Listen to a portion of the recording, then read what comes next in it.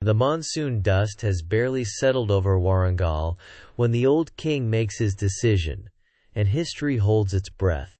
Ganapati Deva, sovereign of the Kakatiyas, lord of 1,000 granite temples, moves through the ceremonial hall with the deliberate calm of a man who knows exactly what storm he is unleashing.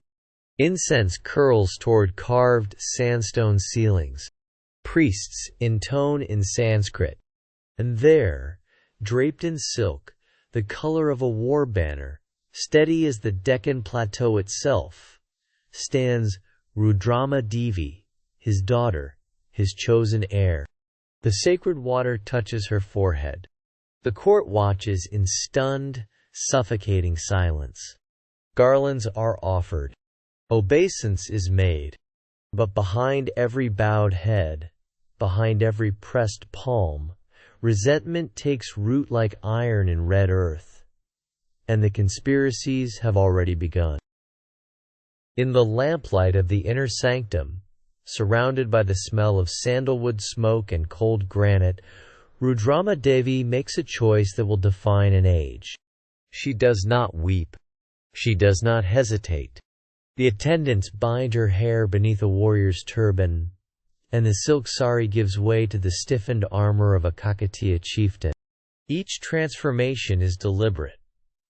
A shedding, yes, but also a forging. The woman is not erased. She is armored.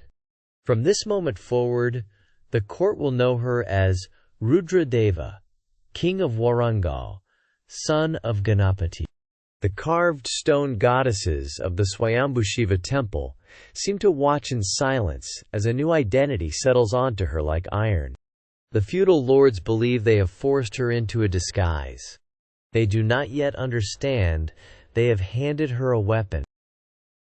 Within the carved colonnades of Warangal's inner citadel, torchlight flickers across faces hardened by ambition.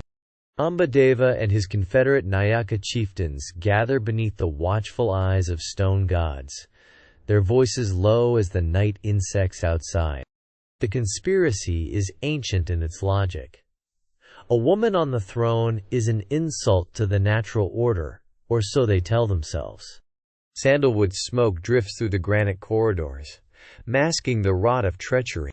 But loyalty, too, moves in shadows. A palace informant, nameless, unseen, presses himself against a carved pillar, breath held, absorbing every lethal syllable. Then he runs, through moonlit courtyards, past sleeping sentries, toward the queen's private chambers. What Rudrama Devi does with this intelligence will determine whether she remains a ruler or becomes a warning. From the northwest, across the black cotton soil of the Deccan, the Yadava war drums carry for miles. Ramachandra's cavalry, 10,000 strong, moves like a storm front, banners snapping above raised lances, iron hooves churning the red earth into clouds of burning dust. Within Warangal's carved granite walls, her advisors beg her to wait. She refuses. Rudrama Devi rides out through the great Toraraja gateway herself, armored in lamellar steel, commanding the elephant corps and infantry formations with the quiet authority of someone born to this moment. The Kakatiya soldiers, who once whispered doubt, now watch their queen hold the battle line without flinching as arrows darken the sky. It is the first true test of her reign, and she does not break. But a far more dangerous enemy still watches from within her own court. The red earth of Kandapali drinks deeply this morning. Dust and drumbeat. The Yadava cavalry advances in a crescent, confident, certain of victory, against a queen they have never feared. Then the thunder comes from the eastern ridge. Rudrama's horsemen, iron-tipped lances leveled, war elephants screaming at the flanks, pour through the granite defile like a river finally unleashed. She rides at their head, robes bound tight, sword raised against a molten sky. The Yadava line buckles. The supply wagons fall. Soldiers who moments ago held formation now scatter across the scorched plain like embers in wind. No court edict proclaimed what this battlefield now declares, in blood and dust. But the war, it seems, has only opened its first chapter, and the lords watching from within her own walls are already calculating what her victory means for them. The court of Warangal holds its breath. Ambadeva stands at the center of the granite Durbar hall, his shadow falling long across the polished stone floor, his feudal retinue arrayed behind him like a drawn blade. The air smells of sandalwood incense and something sharper, the acrid scent of open defiance.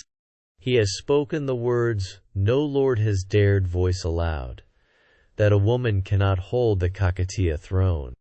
Around the carved pillars, ministers avert their eyes. Silk rustles. A lamp flame stutters. Rudrama Devi sits perfectly still upon the lion throne, her expression unreadable beneath the weight of a crown her father pressed into her hands with trembling fingers. She has survived Yadava spears and palace whispers. Now she faces something more dangerous, a test not of arms, but of nerve. What she does in the next breath will either shatter her reign or forge it into something unbreakable. Dawn breaks cold over the granite ramparts of Warangal.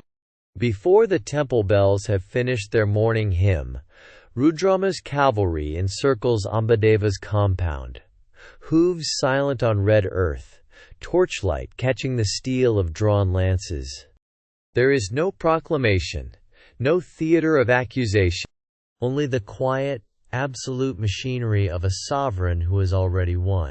Ambadeva's seals are confiscated, his banners struck, his men disarmed with the unhurried efficiency of a queen who has counted every sword against her. He is led through the fort gates in iron fetters, not humiliated, but erased from consequence. The remaining lords watch from their doorways, pale and recalculating. The message requires no translation. One conspiracy has been buried like a stone in the red Deccan soil, but the Yadava armies are already massing on the northern horizon. A Venetian merchant stands at the threshold of Warangal's great carved gateways, the 1,000-pillared temples rising behind him like frozen thunder. He has crossed deserts and survived monsoon seas, yet nothing has prepared him for this. The markets overflow with muslin so fine it catches light like breath. Tanks shimmer silver across the red-earthed plains, feeding fields that stretch beyond sight. Soldiers move with disciplined precision. Justice, he will later write, is swift and certain here. What astonishes him most is not the granite fortifications, nor the diamond trade that makes merchants weep with greed. It is the unmistakable sense of a kingdom held together by singular, unyielding will. He does not yet know the name behind the iron hand, but the enemies gathering beyond the northern horizon already do. The wars recede like monsoon waters, leaving behind something more enduring than victory. At Hanamkanda, beneath a sky bruised gold by the dying sun, Rudrama Devi moves through the forest of carved pillars, each one a whispered prayer in stone, each bracket and frieze a testament to Kakatiya devotion. Incense thickens the air. Priests chant in waves. The temple breathes. She has ordered new mandapas raised, new carvings cut deep into schists, celestial dancers frozen mid-gesture, gods crowned in granite permanence. A queen who has bled for this soil now consecrates it differently, with chisel and offering, with oil lamp and sacred water.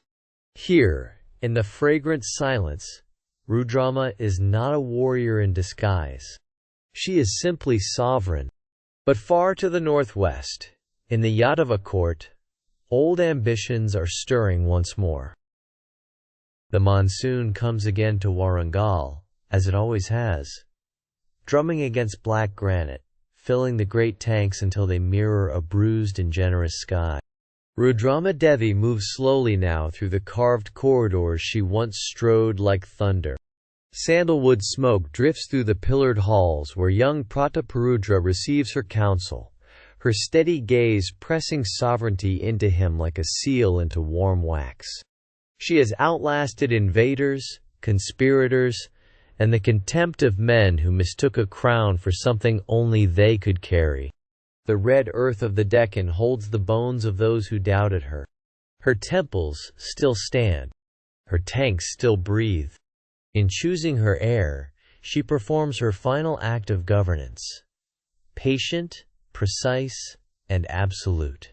But the world beyond the plateau stirs with a hunger that no single inheritance can satisfy.